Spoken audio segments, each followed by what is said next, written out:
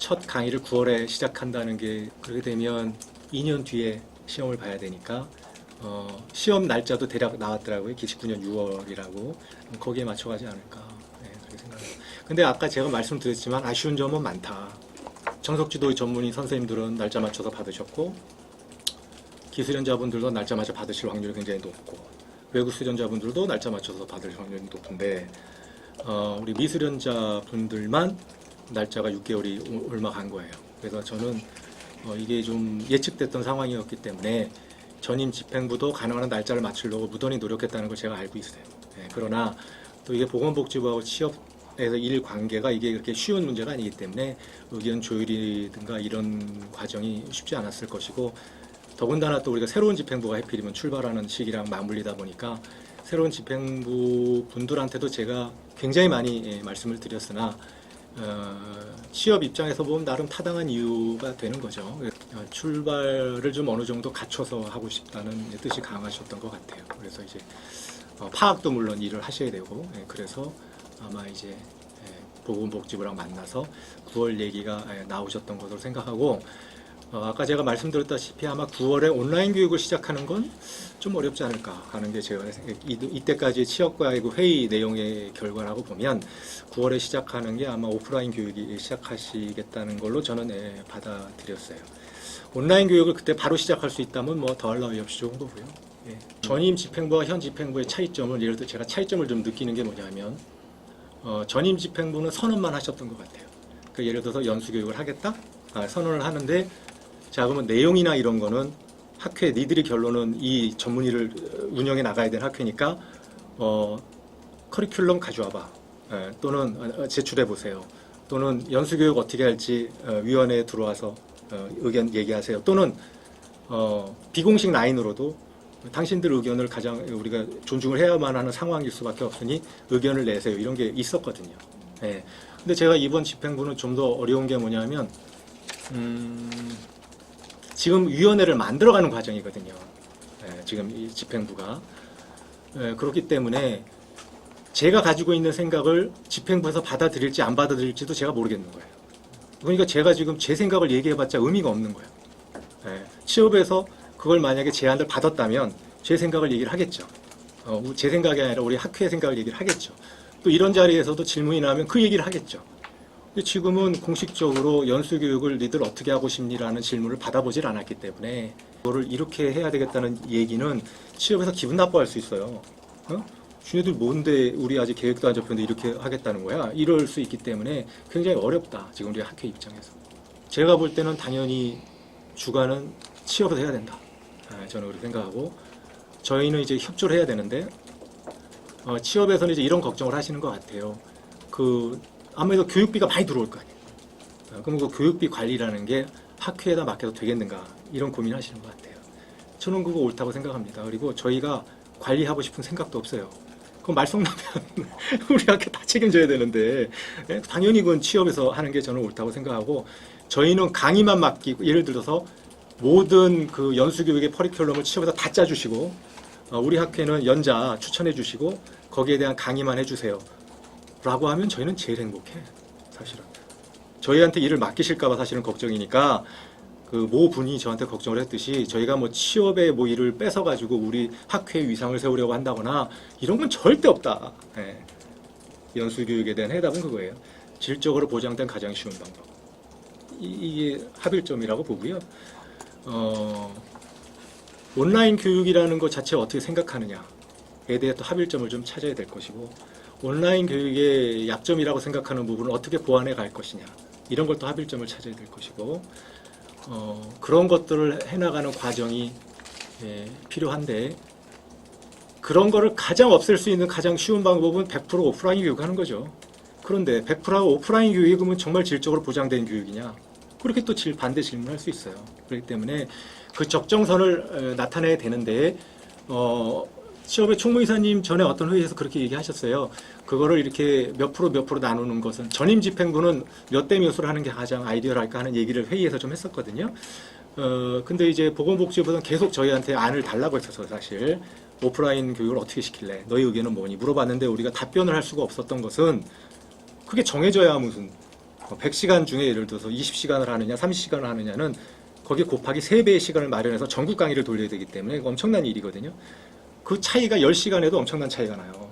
그러니까 그걸 일러주면 우리가 디자인을 해서 바로 내겠다고 했음에도 그 합일점을 못 찾아서 저희가 이때까지 못 내고 사실은 있었던 거거든요. 그래서 제가 그런 얘기를 했더니 이제 신임 그 총무이사님은 오프라인 온라인을 나누는 게 큰 의미가 있다고 보진 않는다 이렇게 얘기를 하셨어요. 그래서 제가 거기에는 여러 뜻이 있다고 저는 개인적으로 생각을 해요. 네, 그래서 취업의 뜻이 가장 중요하기 때문에 온라인, 오프라인에 대한 가능한 한 저도 얘기를 그다음부터 안 합니다. 취업 전문위원회에서 마련하는 안이 베스트일 것이다. 네, 저는 그렇게 생각하고 그 베스트에 우리의 협조 사항을 구하시면 협조를 적극적으로 해드리겠다. 네, 그렇게 말씀드릴 수 있고 그리고 저희 의견을 물어보시는 만약에 기회가 있다면 적극적으로 의견을 개진하겠다. 우리 회원들을 위해서. 통합치의학 전문의를 만드는데 다른 과 학술대의 점수를 인정해준다? 이건 보수교육이지 전문의 점수가 아닌 거예요. 그러니까 그거는 안 된다고 저는 생각하죠. 그러니까 대신 주간학회인 통합치의학회에서 운영하는 교육은 300시간을 인정을 해줬으면 좋겠다. 그래서 사실 얼마나 좋습니까? 오늘 같은 자리에 아마 8점 인정, 8시간 인정을 해줬으면 더 많은 분들이 시작을 하실 수 있었을 거라고 저는 개인적으로 생각을 해요. 그런데 협회에서 그게 옳지 않다고 판단을 내린 거기 때문에 저는 그걸 따라가는 겁니다. 그러니까 저희가 원하는 것과 저희가 옳다는 게 반드시 취업에서 옳고 그런 게 아니라고 저는 생각을 해요. 그러니까 저희는 취업 인준학회이기 때문에 취업에서 결정을 하면 저희는 따라간다. 하지만 의견은 낸다. 내는데 그걸 받아들여지고 안 받아들여지면 안 받아들여진다고 저희가 먹니를 부릴 수 있는 건 아니고 당연히 적극적으로 따라간다. 근데 예를 들어서 전문 과목이 아닌 인준학회 있잖아요. 예를 들어서 마취. 저희는 수련이 교육에 이게 CPR 같은 것도 들어있거든요. 그 이제 이때까지도 교육을 했어요, 같이. 그런 분들하고 같이 해나가는 거는 저희가 좀 그런 있지 좋지 않겠냐. 그 뭐 보험학회? 뭐 이런 데서 하는 거. 그러면 저희가 보험이 또 애들 커리큘럼에 들어가 있으니까 그것도 같이 좀 거기서 오케이를 한다면 거기서 하는 교육을 우리랑 같이 하면서 그런 오퍼가 들어와요. 실제로. 같이 하면 보수교육 점수도 같이 주면서 실질적인 교육을 잘 시키는 거를 원한다면 10개 전문 과목에 들어가지 않는 만약에 학회에서 저희랑 협조를 구하신다면 또 취업에서 오케이를 한다면 저는 옳은 방향이다. 저는 그렇게 생각하죠.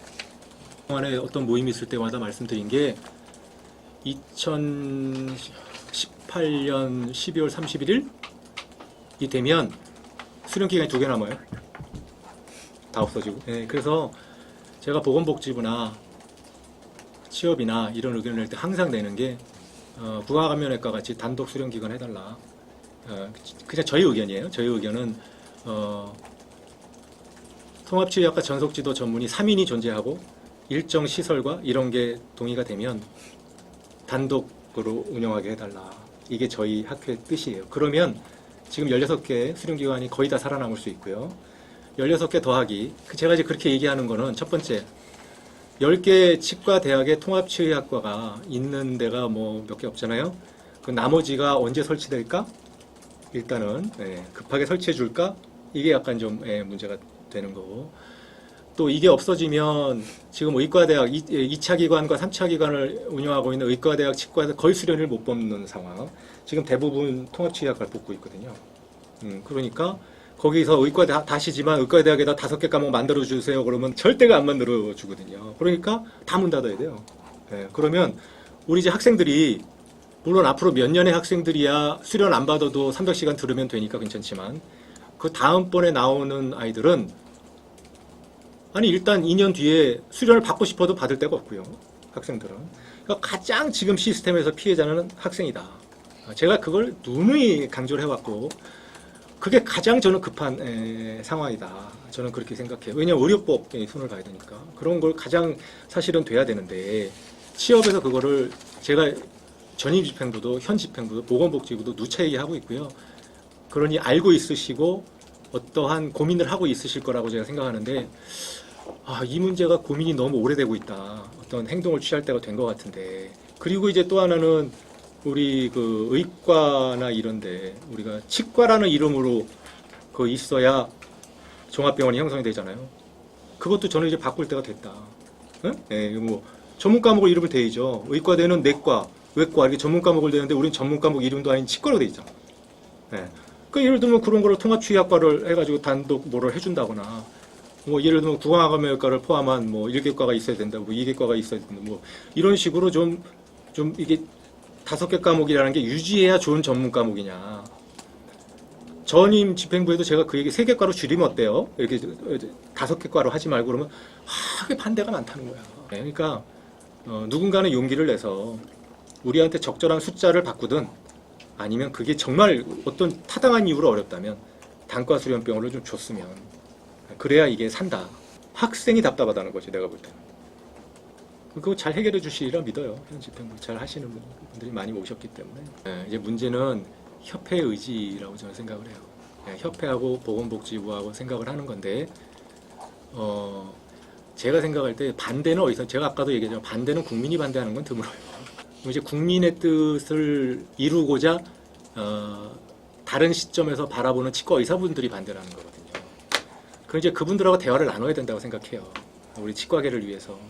치과계 파일을 늘려가야 되는 입장에서 우리가 이게 어떤 게 가장 좋은가를 대화를 나누셔야 된다고 생각하고, 그건 제가 뭐 해라 마라 할 문제가 아니고 취업에서 당연히 하실 거라고 생각을 해요. 네, 그래서 결정을 해주실지 않을까, 네, 그렇게 생각을 합니다. 장점을 취업에서 찍어야 되지 않을까? 저는 그런 생각.